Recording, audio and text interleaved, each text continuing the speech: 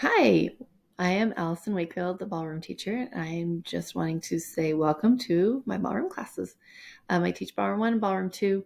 Some of the similar things that we do is different activities and same homework schedules and things like that. They'll learn different steps and different dances, but everything else is pretty much the same. So just a quick overview for my class. Welcome. We um, focus on three aspects of ballroom dance, which is competition, social, and performance.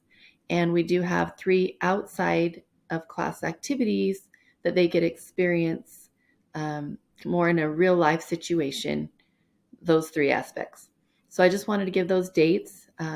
Most of you should know they were on the disclosure document, and I will post it on their Canvas assignments as well as we get closer. But our first competition is March 28th. That will be at Pleasant Grove High School from 7:30 to 9:30. So put that on your calendar, and all of my classes are invited to attend and participate in those. They will be getting a partner to compete with, and then they will compete against all the other junior high schools that have ballroom programs. We all get together, and there's hundreds of kids that come out and compete, and it's a fun event. We have a good time.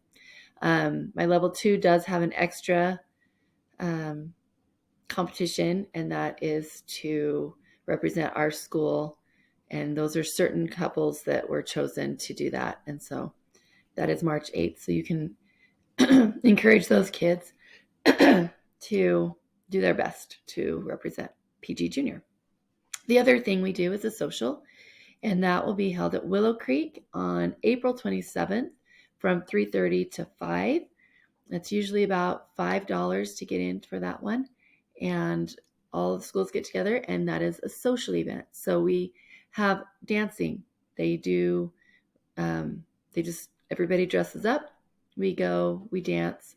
There's a floor show, there's some refreshments. So they get to use what they've learned in class to a real life experience in asking other people to dance and just being able to dance. Not a competition, not a performance, but just a social event.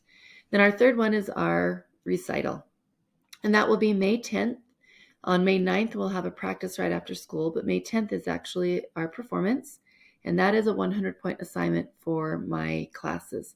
And that's at 6 o'clock at our school in the auditorium, and they will perform for you all the dances that we've learned throughout the year.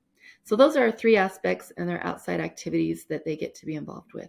And it is fun for them. They enjoy it. It also gives us something to look forward to and to work towards. So it's not just learning a dance, or I don't care if I learn the step, but they want to learn and do their best so that they can perform well at all of these different activities. Also, just so you know, that all of my assignments and videos, music, all the things for each dance is posted in Canvas. Every week, at the beginning of the week, I will post what they need to do for that week.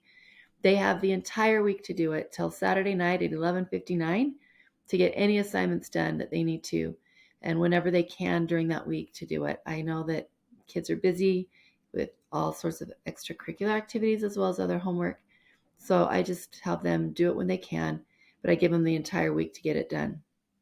If they are sick or you're gone, they do have 2 weeks before it locks. So I'll give them an assignment, but after the second week, it will lock and they're not allowed to turn that in. I'm trying to hopefully teach them to be responsible, to get things done in a timely manner, and to really just step it up. Um, the other thing we do is practice logs. So they will have a sheet. It's a calendar basically that they get to carry around. It's bright green, so they can't lose it, hopefully. And they just record how much time they practice every day. They're supposed to be practicing an hour per week, but that also can include, some of the time can include exercising. Some of it can include just practicing their posture, which we've talked about. Maybe even just doing that during their classes. So sitting up nice and tall, keeping their spine straight as they're reading in their English class, or as they're watching a video in history or something like that, and count those few minutes throughout the day, which add up to be a lot of minutes by the end of the week. I do want them to go through the steps and the techniques that we do learn in class so that they can get better every day. But there's a lot of different aspects, and those are written on their practice logs as well. And we've talked about it in class multiple times. So they should know. The other thing is I do expect them to come to class and participate and have a good time. I do expect them to have some kind of a shoe that is safe for them, something that's not sticky or bulky that will cause injuries. We've gone through that as well, and I've put that page on Canvas, which they can always go back and read it and look at it.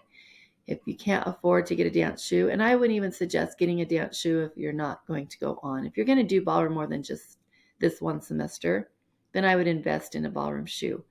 But something can be some kind of a dress shoe that they can move their feet along the floor without getting stuck, not rubbery or sticky bottoms.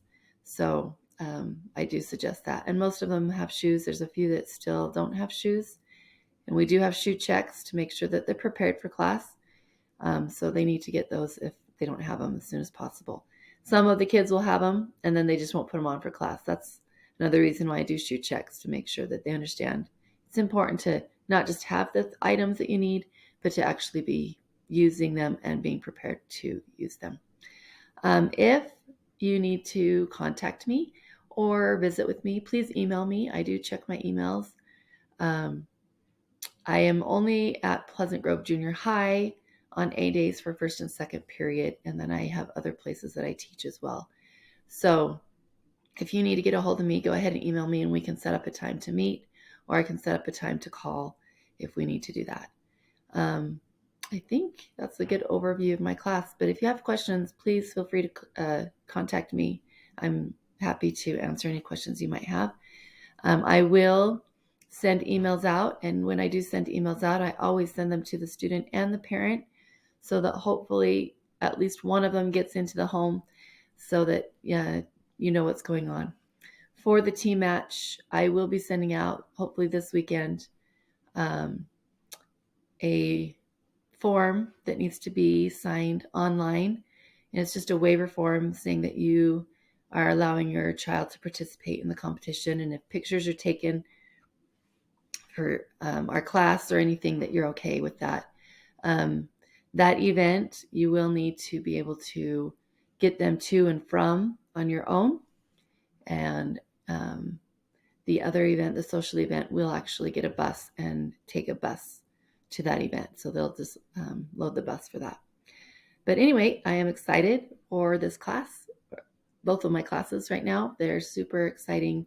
Kids are fun, and we've got lots to do and look forward to. So hopefully your child is enjoying my class. And again, if you have any questions, feel free to contact me. Thanks.